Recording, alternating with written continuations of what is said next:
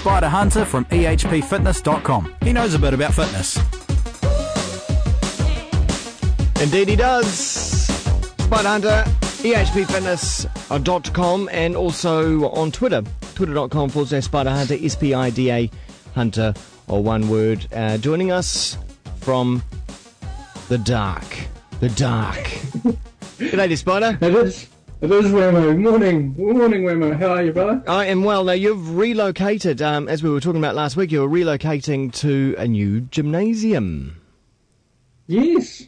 So I've relocated to a new location in Phillipstown, St. Asaph Street, Eastside Barbell Club. So it's been a challenge. A challenge?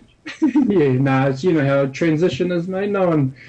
No one in the beginning likes transition too well. They, well, in particular myself. So organising to get here and get things on like internet and all the rest of it, and find my own little way to get here has been a bit of a challenge. It's good though. I've come out the other end, so I'm in here now, mate, and I'm online.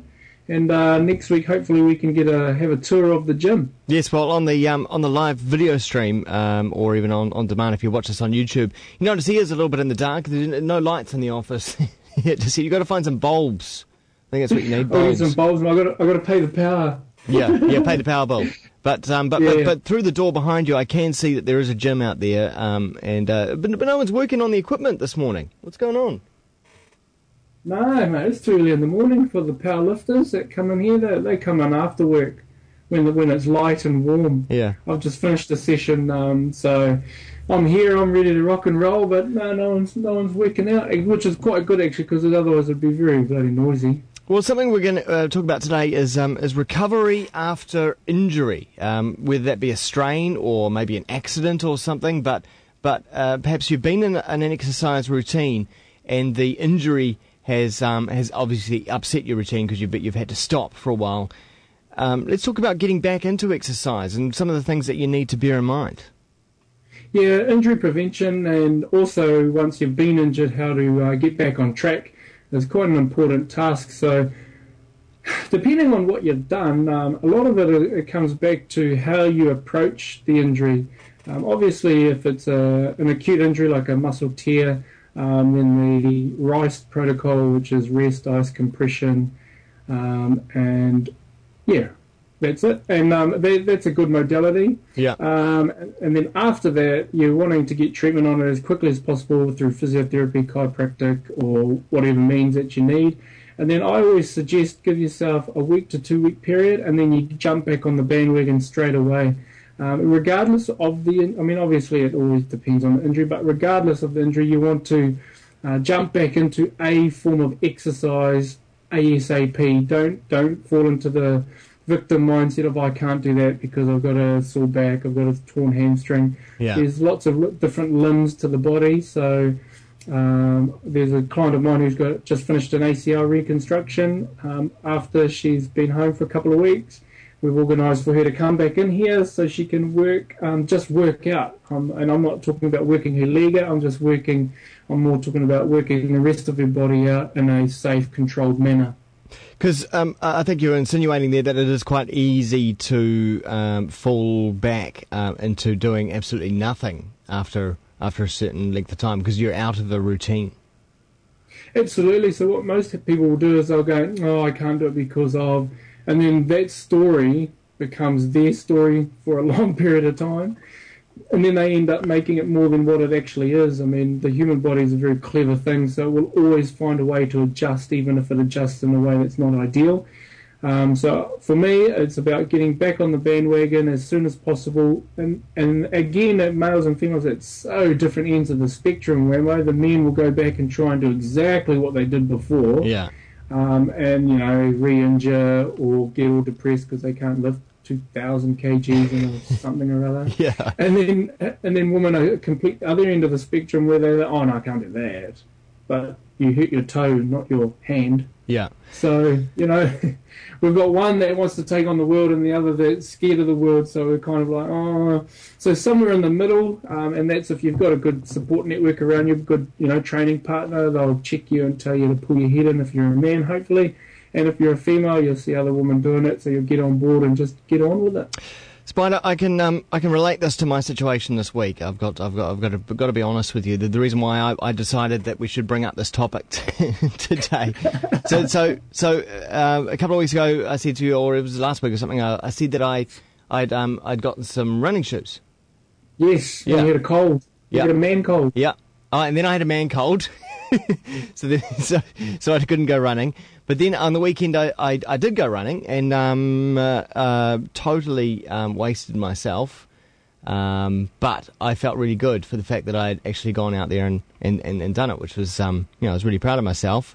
And I was thinking, great, I'm going to probably do this every couple of days, every 3 days, and then slowly ease into it and get better at it. And then on Wednesday or Tuesday morning, I came off the scooter on the way to work.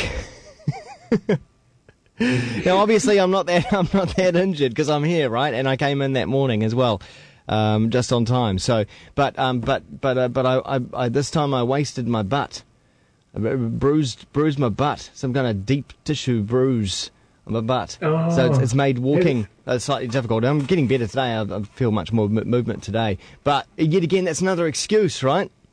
It's another excuse. It's unbelievable because, I mean, don't get me wrong, I've had a bruised ass before and it bloody hurts. Yeah, it does. So you've got a superficial, big deep bruise, and we'll call it a man bruise because it's probably, not as bad as what we're talking about. And but I mean, I can understand a couple of days recovery there, Wammo, but it's now Friday, mate. It's now Friday, so Sunday you could actually go and maybe you don't have to run, you could walk. Yeah, walking. So, walking, running, and we'll put our ego to the side and you could walk and have a leisurely walk and get some movement. Because what that bum needs is actually get some movement in there. And take some arnica too. Arnica drops, they always help. Arnica drop, yeah, I've been told that's a good thing. But to tell you what, there's no actual visible bruising. It must be like some kind of deep tissue. Oh, that's definitely a man bruise right there, mate. It must cover the whole leg, that bruise. The deep tissue bruise there. It must be bone bruise even. Yeah, that's what it is, bro. Bone bruise, It's probably broken, but I'm just like, I'm soldiering through, It's probably got a broken butt. Your probably hip is dislocated, yeah, that's mate. it. That's how tough we are. All right, okay. Well, this weekend I will, whether or not a run or a walk, I'll certainly be doing something. Yeah, Saturday, Sunday, you should be able to get in there, mate, and get amongst it and do some form of exercise.